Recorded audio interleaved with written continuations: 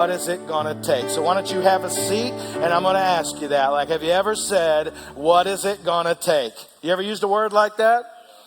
Thank you. In the back, you ever said, what's it going to take? Online, you ever said, what's it going to take? What is it going to take? I said that 2 weeks ago. I was at an airport missing a connection. You ever missed a connection? Does that make you happy or sad? Neither. Mad. Only mad. And I'm standing, I ran. I'm a runner, but I don't sprint. I sprinted. On your left, I'm banging through people. I could see the gate. By the way, it was their fault. I could see the gate. I get up there just as the nice person was closing the door. And I said, but I'm here. I'm here. And then I said the words, what's it going to take to open that door? Well, I'm sorry, sir.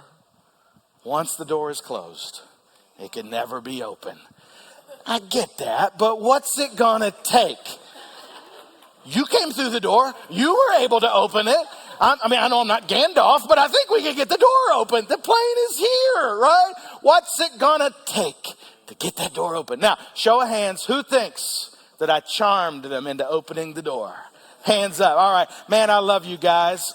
They didn't do it, okay?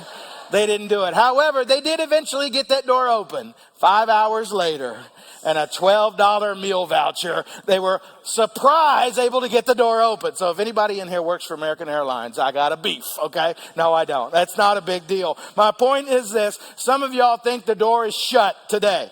And you're going to ask Jesus, what's it going to take? What's it going to take to get that door open? That's what the passage is about. This guy, we often call him the rich young ruler. It's not called that in the passage, but over the years, that's what the Bible editors decided to call him. I get it. He was probably young. We knew he was rich, and he was a ruler. He had a lot of power. And he is going to come up to Jesus, and he's going to ask this question. I'm going to put it right here. He's going to ask this question. This one. What is it going to take to get into heaven? You ever asked that? Come on, 10 o'clock. You ever asked this question? Front row. I know you guys are in it, right? There's like a whole sea of people behind you that they're not sure. What is it going to take to get into heaven? Some of y'all, even when I ask that question, you say, I would like to know, but the door is shut. I just missed it. No, you didn't. If you made it here this morning or you hit play or whatever you're watching on, you still got a chance. What is it going to take? So let's see. This is often called, right? Rich young ruler. He walks up to Jesus and here's what he says. You ready? Verse 17, chapter 10, the book of Mark. And as he was setting out on his journey, a man ran up and knelt before him and asked him, good teacher, what must I do to inherit eternal life? That is, I updated that question for us. What must I do to get into heaven? What's it going to take? And Jesus said to him, why do you call me good? No one is good except God alone. He then says, you know the commandments. Do not murder, do not commit adultery, do not steal, do not bear false witness. What's that mean? Don't lie. Do not defraud, honor your mom and dad. And he said to him, teacher, this is the rich guy, all these things I've kept since I was a youth. Everybody say, right. Okay, thank you.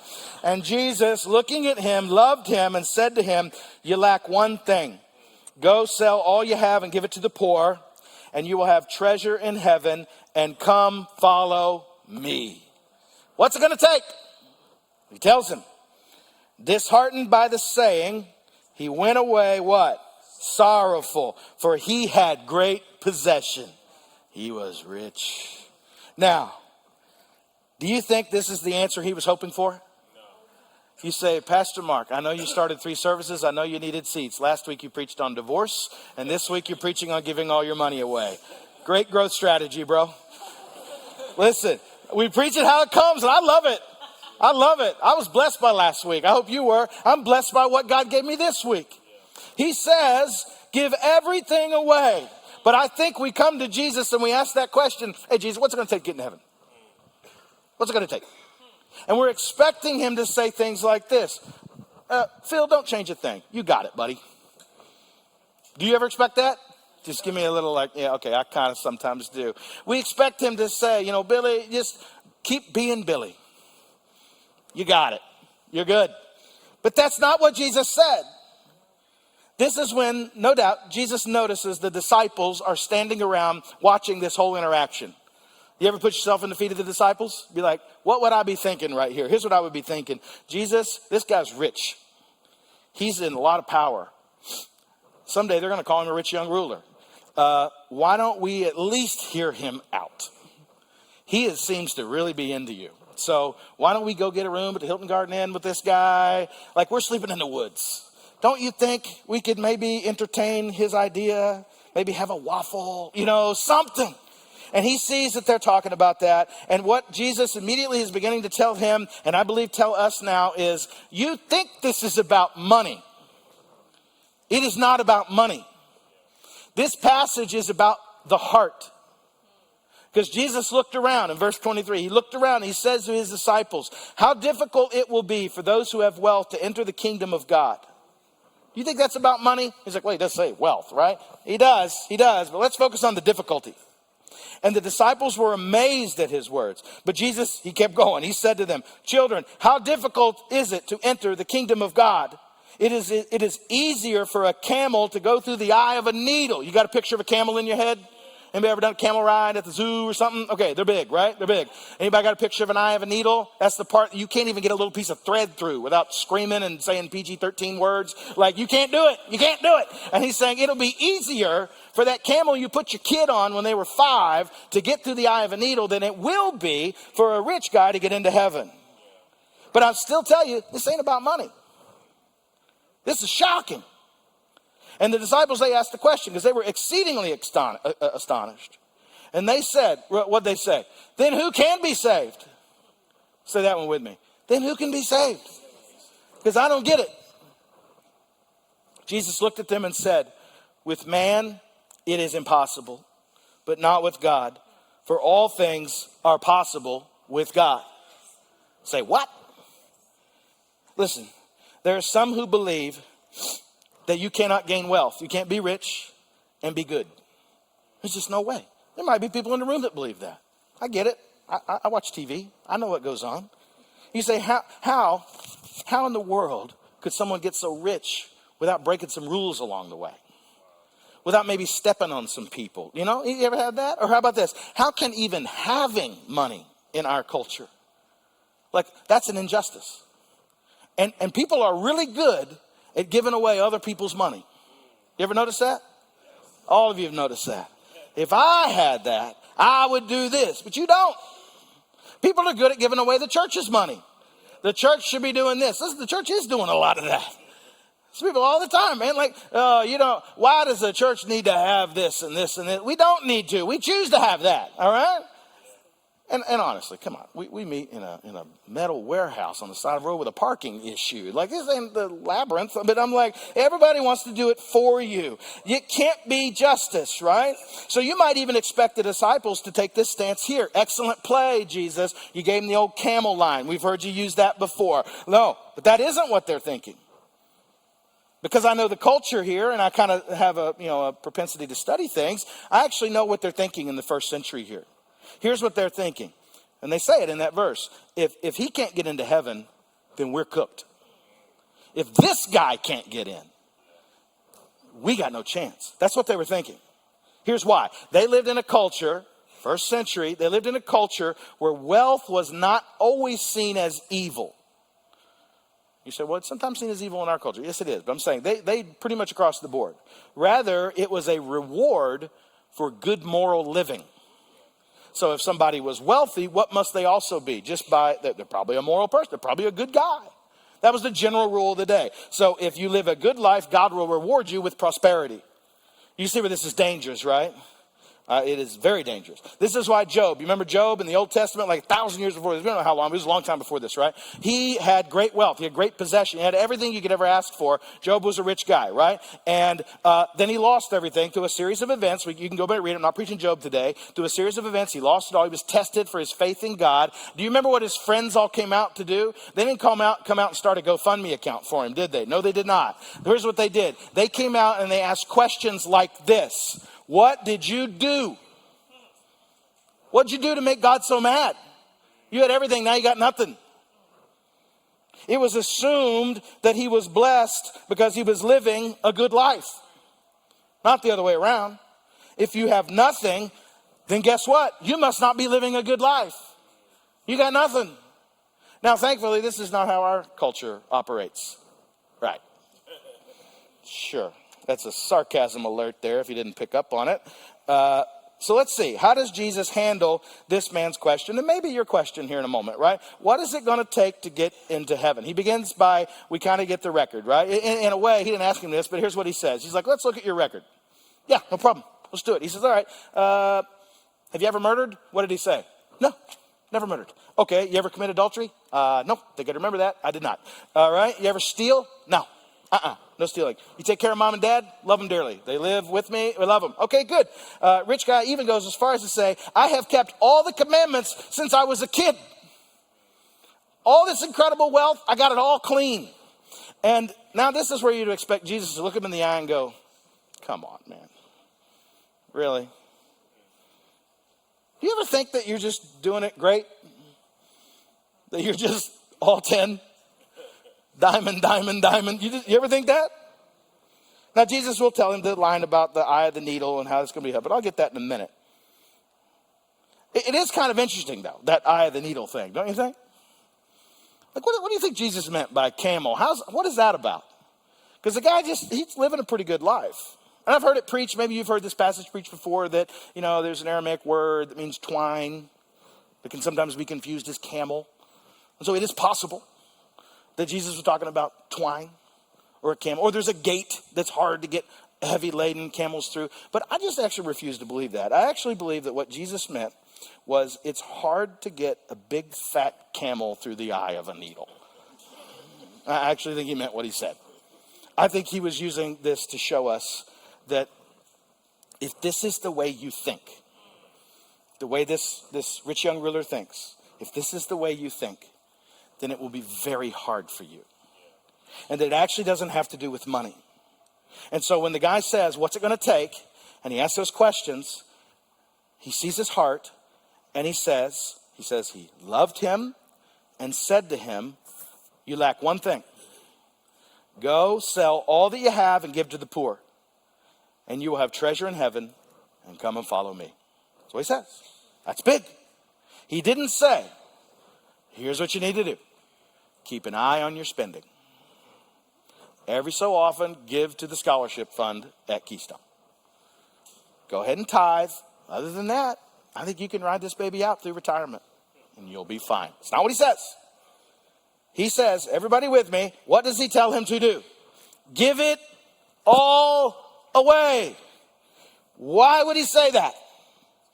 Do you think that he wants us all to give all our money away? And some of you are like, please don't say yes. Please don't say yes. Please don't say yes. I trusted you up to this moment, man. I was with you right up to the edge, right? No, I don't think that. We'll see in a minute, why. But I don't think that's what he's saying. This isn't about money. It couldn't be about money. That's not the Jesus we know. But I do think what he is saying and why he's saying that is because he knows that what this guy has going on is totally 100% controlling him. It's controlling him. And when he talks about it, here's what you need to do. You need to give it all away and follow me. His response is to go away sorrowful. He didn't do it. He says, what's it going to take to get into heaven? Get rid of everything that you have that's boxed you in, that's trapped you, that has changed your thinking, that makes you think that because you're rich, you are moral. Get rid of everything that could possibly change your thinking, and then you can follow me. And he says, I can't do that. And he's sad because of it. And some of you right now, you're saying, thank the good Lord I'm not rich. And I don't have to deal with that. Not so fast. I got good news and bad news for you today. I'm going to give you the good news first. You ready for the good news? You ready? The good news is this. You're going to love it. You're going to love it. You ready? You are rich. You are rich. Some of you are like, you don't know me, man. You don't know me. No, I do know you. Just by the very nature that we live where we live, you are rich. You are so rich. Every single one of you is rich. Maybe not Dr. Dre rich, okay? But I'm saying you are rich, rich, rich. You say, how? How am I rich? Okay, let me ask you this. You ever been to a library? Any of y'all ever been to a library? None of y'all ever been to a library? It shows, okay? Raise your hand if you've been to a library. Listen, they don't have that around the world. I've been to a lot of different places. I've never seen a library. I have seen some, but I'm saying like I've been to parts of the world, there's no libraries. You're rich. You ever been to a dentist? Give me a big smile if you've been to a dentist, okay? Yeah, I'm proud of that. Okay, like there's people in this world that have never been to a dentist. You ever been to a doctor? When you're sick, you go to a doctor? That's a joy, right? You like that? How about this though? Here's how I know we're all rich. You ever been to a doctor when you're not sick?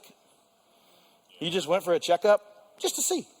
Okay, that wouldn't occur if there was one doctor in Philadelphia. And when you had to go see him, you had to basically be dying. We're rich. We're so rich. Listen, I know we're rich because a couple weeks ago it's been a couple months now. I was at Top Golf. You ever go to Top Golf? Anybody ever been to Top Golf? Here's what it is. It's like a driving range that's a video game and a Dave & Buster's and a restaurant all in one. And I'm sitting at this Top Golf, hitting golf balls. And I notice, I'm like, we're at the Valley Forge Top Golf. It's nice. I've been to a lot of Top Golfs. It's the nicest one I've been to. And I'm thinking, this is nice. And I'm looking over the little horizon. And I'm like, look at that. That's Valley Forge Military Park right over there. So later I went home and looked up. And I'm just thinking, like on December 19th, 1777, I got it written down, 12,000 soldiers marched into Valley Forge and built 1,500 log huts, 2 miles of fortifications. For 6 months they lived there. And you all grew up in Southeast Pennsylvania, so you took this class in school. You know that they ran out of food, supplies, and 2,000 people died in those 6 months. And here I am, 0.8 miles away, hitting a little golf ball at an angry bird under a heater, eating tater tots. What kind of world am I living in? I'm rich. I'm rich. I don't say that to make us feel guilty. God gives it. We love it. It's a praise. I'm not a prosperity guy, but I read Ecclesiastes that says everyone also to whom God has given wealth and possessions and power to enjoy them and to accept his lot and rejoice in his toil. Okay, this is the gift of God. So I want to enjoy it. I want to enjoy it. It is from God. I have rich people opportunities. I'm privileged to live where I live in the time that I live here. But I want to use it to be a blessing to others. God blesses us to be a blessing. That is every one of us. We are rich. Some of you, you're pushing back. You're pushing back. Let me just tell you. Okay, did you know? If you make more than $33,000 a year, you're among the top 1% wage earners in the world. You're a 1%er. Starting to feel good about yourself? You should. Now, I'm not naive. I am not naive. I know we have food shortage. I know there's people that can't pay their rent. I know all of that. My point is this. We live in an area of the world and in a time in the entire chronos of humanity where we got some opportunities that have never been presented before. I'm sensitive to that, but as a whole, when we compare ourselves to every other human being on the earth, we're rich. Somebody want to say, I thought there was bad news. Okay, all right, that's the good news. You ready for the bad news? The bad news? You are rich. You're rich. It's the same. Because of that, it's going to be very hard for you. It's going to be very hard for me. You say, how's that bad news? Well, so let's look back at our story. What's it going to take to get into heaven? Sell all you have and give to the poor, and you will have treasure in heaven, and come follow me. But I have so much already. Why would I do that? Listen, this is actually the only time Jesus ever says this to somebody in the Bible. He may have said it, but I'm saying it's the only recorded time that we have. So he was talking to an individual. Now, he could talk to you as an individual. He can look at your heart and give you an individual diagnosis and tell you, when you say, here in a few minutes, what's it going to take to get into heaven? He may not say, I need you to sell all your possessions. Because he is not opposed to you having nice things, but he is opposed to the nice thing having you. I'll say it one more time. He isn't opposed to you having nice things. He is opposed to the nice thing having you. That's why it's bad news. Because when we get so much, even if you're like, man, you don't know, I'm sharing a room with 8 people. I can't even buy dog food. I get that. But you have a lot. And it's going to be very hard to get past that because those nice things can often have you. And what you're asking Jesus to do is to not look at your checkbook. You're asking him to look at your heart. And what he often says when he looks at your heart is says, get rid of everything that is in the way of him and you. That's what he's doing here. And oftentimes, whatever that thing is, makes you walk away sorrowful. Because I don't want to give that up. Here's a guy, like many of us. He has it all together, right? Anybody got it all together in here? Come on, you may not say it in the room, but some of you think you got it all together. You're like, I got it so all together that I know I'm not a fool to raise my hand and say I got it all together. But you might be thinking, like, what am I missing? I tell you, the passage isn't about money. We think it is. It's not. What am I missing? Let me tell you what you're missing. You're missing the same thing the rich young ruler was missing. You're like, I ain't rich. I'm not young. I rule nothing. What am I missing? The passage is about trust. What do you trust? What do you trust? He is seeking out Jesus to ask him, what can I add? What is like one thing that can just get me over the top? What's that 2%? You know, like I'm firing 98%. I need 2% more. What's it going to take, Jesus, to get me over? And every single one of you should ask God that. But you've got to be ready for the answer. I don't want any of you to stand up today and walk out of here in tears. He said the one thing. He said the one thing I trust. I met a guy like this once, kind of like the rich young ruler. He wasn't a ruler, but he had things. And I was kind of telling him my story and how he moved up here from North Carolina. I didn't leave a kingdom in North Carolina, but I'm saying, you know, like, though I did come to where it cost twice as much to live, so that was fun. But it's like, I did the opposite. And I was just telling him this, how God's been so good to our family, and how the more we give away, the more we, you've heard my story. And this guy, he was so serious and very sincere. He's like, that's great. That's great for you. It's great for your family. I kind of have it all together. I got good health. I make good money. I own my own company. My family loves me. I just don't really see what I need to add to this. You see where that's dangerous thinking? What do we trust in? That's basically what he's doing. What must I do? Now, Jesus says, obviously, to follow me, you can't go around murdering and stealing and not taking care of mom and dad. That you got that part covered, so that's good. But what you asked about was eternal life. So here's what you have to do. You have to repent about the way you've been viewing life. You got to think differently. You must totally, completely trust Jesus.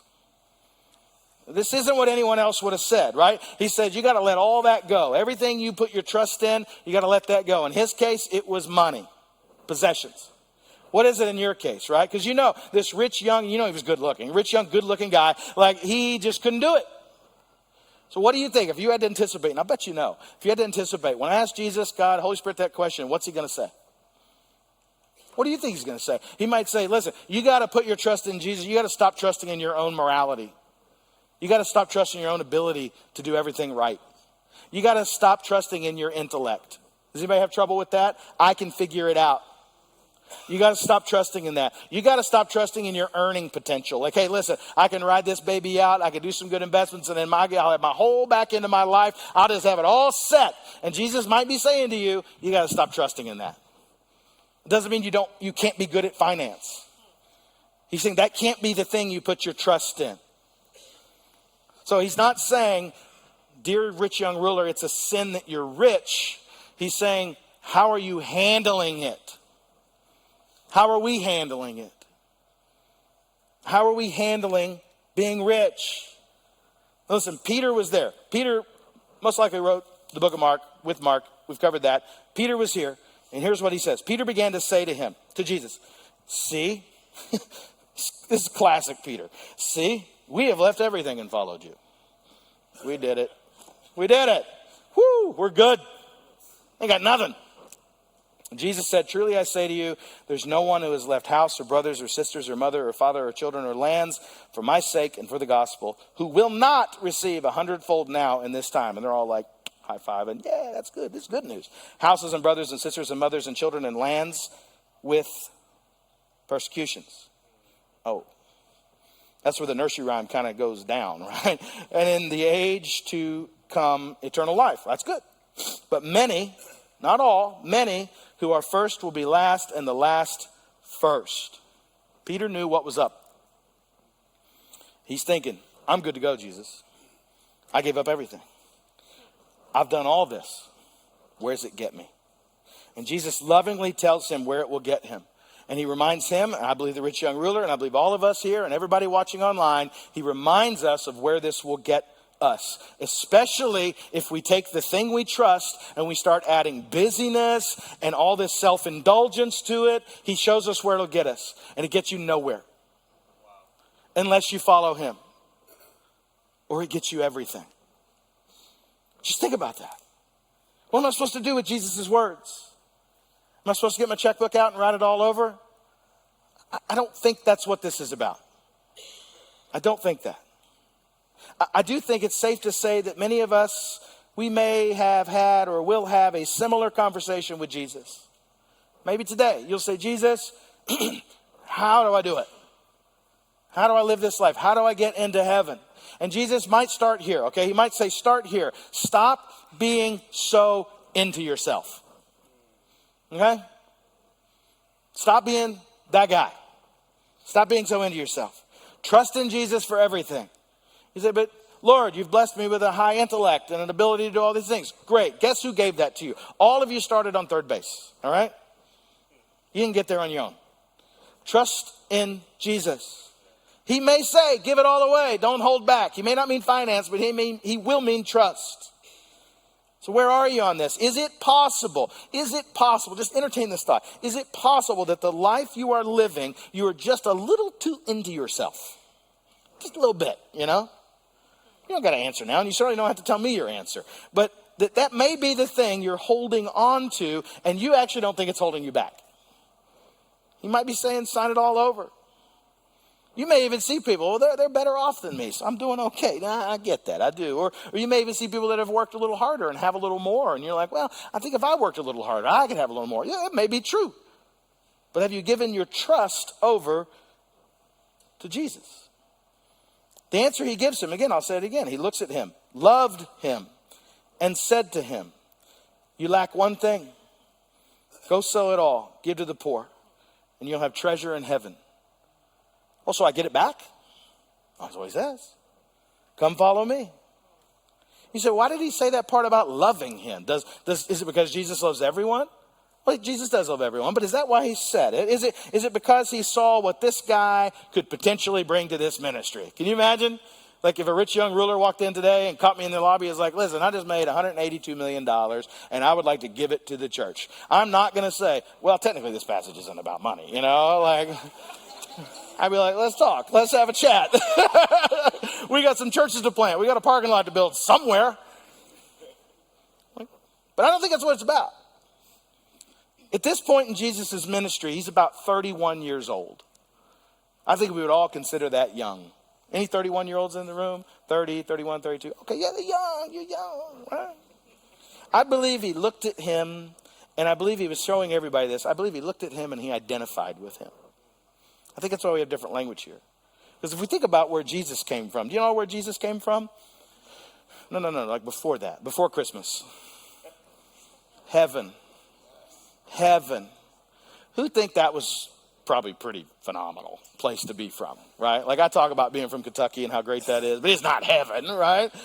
Even if West Virginia is next door and they call it almost heaven, and Kentucky must be the heaven they're talking about. But it's like, no. Like he came from heaven.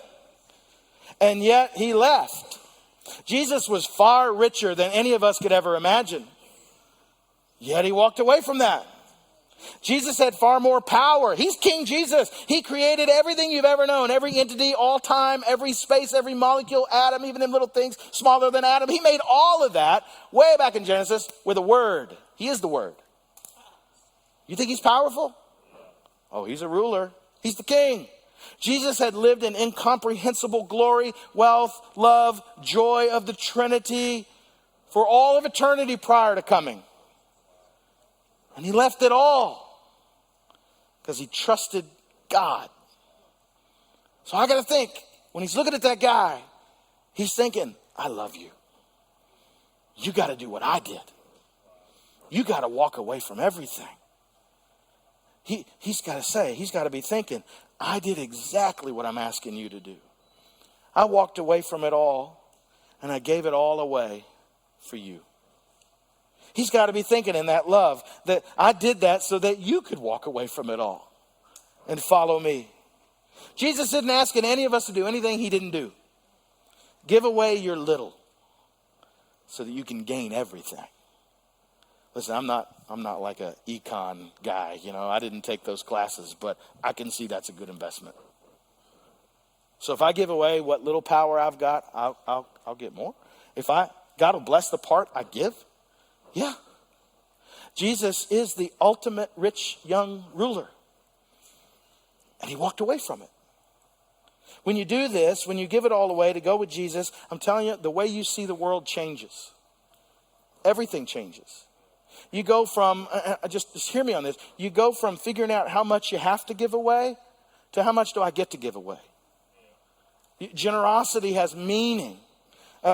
You say, man, well, I still feel like every door I walk up to is like that door at the airline. No, every door's open. This door's not shut. But it's going to be tough. Because we live kind of in a culture that is very similar to that culture. We kind of put esteem on certain things. On notoriety, image, relationship, reputation. You ever think Jesus might just be asking you to give up your reputation? Like, give up being number one and trust Jesus. So, that's the question we'll end with. What's it going to take to get to heaven? What's it going to take? I know the answer. We're going to pray through it right now, but God will give you the answer. Why don't we pray right now? Close your eyes. Let's do that. God, you gave up everything through your son Jesus. Because of that, we can place our trust, our hope, our faith in Jesus. That's the only way. And God, your word says that if we confess our sins to God, that's how you do it. That first time, that's how you do it. That's how you give up everything. It says you are faithful and just to forgive us.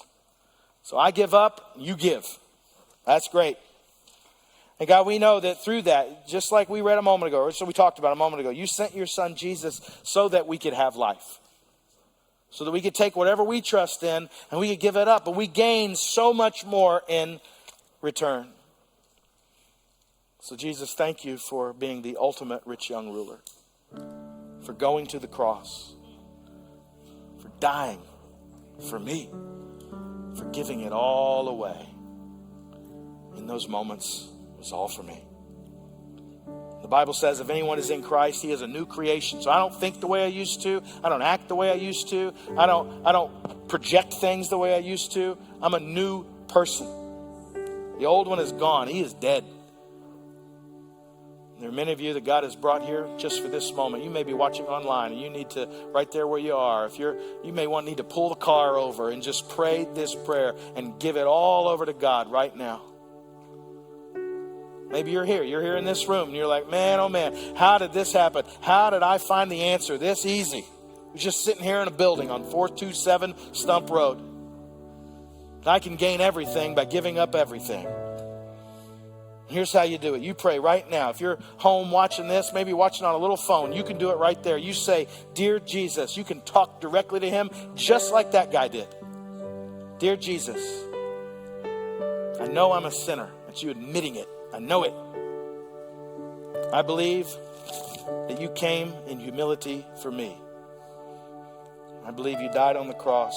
I believe you rose from the dead. Forgive me of my sins. Thank you for dying for me. Thank you for defeating death for me. Thank you for forgiving me. I accept it. And from this day forward, I will follow you and you alone. You are my Savior. You are my Lord. In your Son, Jesus' name, amen.